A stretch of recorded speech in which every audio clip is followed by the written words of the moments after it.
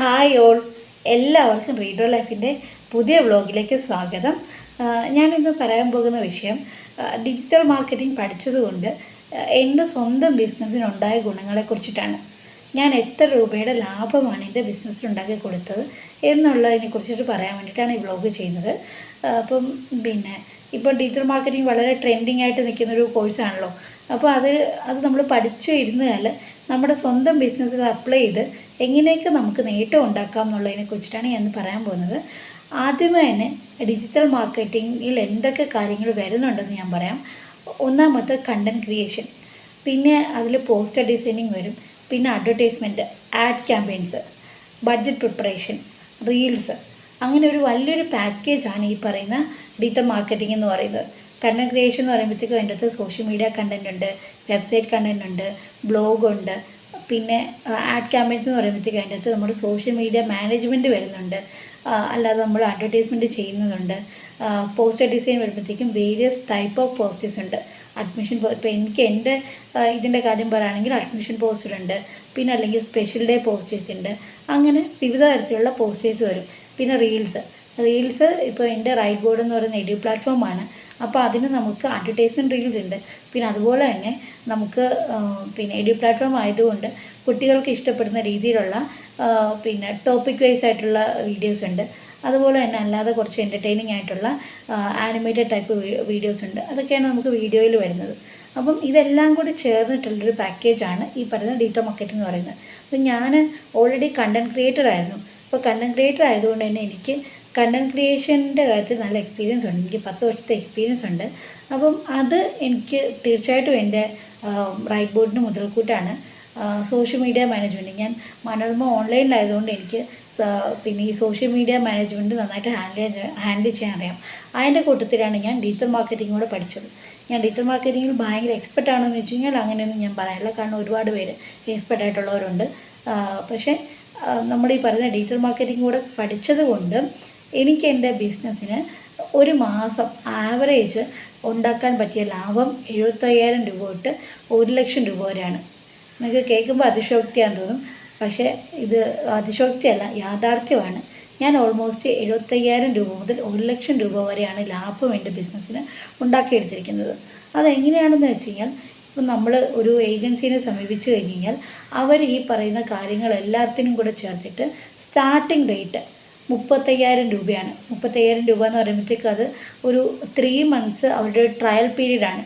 നമ്മുടെ social media page activate ആക്കിക്കൊണ്ട് കുറച്ചുകൂടെ active ആക്കുക, പിന്നെ ഏതൊക്കെയാണ് ടാർഗറ്റ് ഓഡിയൻസ് എന്ന് നോക്കുക, അങ്ങനെ കുറച്ച് ട്രയലുകളാണ് അവർ ചെയ്യുന്നത്. അത് കഴിഞ്ഞിട്ടായിരിക്കും ശരിക്കും പറഞ്ഞാൽ റിയൽ ക്യാമ്പയിനിലോട്ട് വരുന്നത്. അതാണ് ഒരു ചെറിയ ഡിജിറ്റൽ മാർക്കറ്റിംഗ് കമ്പനിയുടെ വർക്കിംഗ് രീതി എന്ന് പറയുന്നത്. ഒരു ഹയർ ബേസിലോട്ടൊക്കെ പോകുമ്പോഴത്തേക്കും അത് 75,000 തൊട്ട് 1,00,000 രൂപ വരെയാണ് അവർ ചാർജ് ചെയ്യുന്നത്. ഇപ്പോൾ 75,000 രൂപ നമ്മൾ മുടക്കാൻ റെഡി അല്ലാന്നുണ്ടെങ്കിൽ അവർ നമ്മുടെ കമ്പനിയുടെ ഇതുപോലും എടുക്കത്തില്ല, കൊട്ടേഷൻ പോലും എടുക്കത്തില്ല. കാരണം അതാണ് അവരുടെ ചാർജ് എന്ന് പറയുന്നത്. ഇത് ഞാൻ വെറുതെ പറയുന്നതല്ല, ഞാനത് അന്വേഷിച്ചിട്ട് തന്നെ പറയുന്നതാണ്. ഞാൻ റൈറ്റ് ബോർഡ് തുടങ്ങാൻ പോയ സമയത്ത് ജസ്റ്റ് എൻ്റെ 2-3 ഫ്രണ്ട്സിൻ്റെയൊക്കെ അന്വേഷിച്ചായിരുന്നു, ഈ ഡിജിറ്റൽ മാർക്കറ്റിംഗ് നമുക്ക് ചെയ്താലോ, നമുക്കൊരു ഏജൻസി വഴി ചെയ്താലോ എന്നിങ്ങനെ അന്വേഷിച്ചായിരുന്നു. അപ്പോൾ അന്വേഷിച്ചപ്പോഴത്തേക്കുമാണ് നമുക്ക് പറഞ്ഞത് 75,000 തൊട്ട് 1,00,000 രൂപ വരെയാണ് അവർ ചാർജ് ചെയ്യുന്നത്. അത് ഒരു മാസത്തെ ചാർജ് കേട്ടോ. അപ്പോൾ അതിൻ്റെ അകത്ത് നമ്മുടെ ആഡ് ക്യാമ്പയിൻ്റെ ബഡ്ജറ്റ് വരും, പിന്നെ ബാക്കി അവരുടെ സർവീസ് ചാർജ്, GST, ടാക്സ്, എല്ലാ കാര്യങ്ങളും വരും. അപ്പോൾ അത് വെച്ചിട്ടാണ് ഇത്രയും പൈസ വരുന്നത്. അപ്പോൾ ഈ ഒരു ക്യാഷാണ് ഞാൻ എൻ്റെ സ്വന്തം സ്ഥാപനത്തിന് ഡിജിറ്റൽ മാർക്കറ്റിംഗ് പഠിച്ചത് വഴി ലാഭം ഉണ്ടാക്കി കൊടുത്തിരിക്കുന്നത്. അപ്പോൾ എനിക്ക് തന്നെത്താനെ ചെയ്യാൻ കുറേ പണികളുണ്ട്. പോസ്റ്റർ ഡിസൈനിങ് ഉണ്ട്.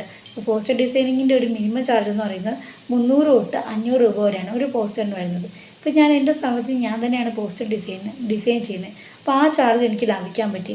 പിന്നെ അതുപോലെ ആഡ് ക്യാമ്പയിൻസ് എന്ന് പറയുമ്പോഴത്തേക്കും നമുക്ക് ചുമ്മാതെ ഒരു ആഡ് റൺ ചെയ്യാൻ പറ്റത്തില്ല.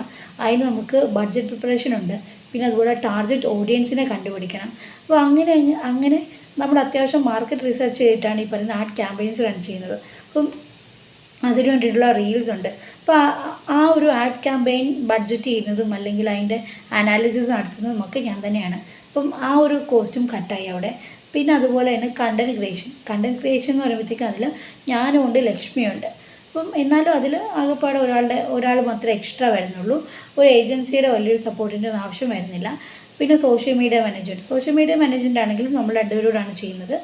അപ്പം നമ്മൾക്ക് ഈ ഡിജിറ്റൽ മാർക്കറ്റിംഗ് തന്നെത്താനെ നമ്മൾ പഠിച്ചിരുന്നു കഴിഞ്ഞാൽ സ്വന്തം കമ്പനിക്ക് നമുക്ക് ഓൾമോസ്റ്റ് ഈ പറയുന്ന പോലെ 75,000 തൊട്ട് 1,00,000 രൂപ അതൊക്കെ മേലെ ഒക്കെ നമുക്ക് ലാഭം ഉണ്ടാക്കാൻ പറ്റും.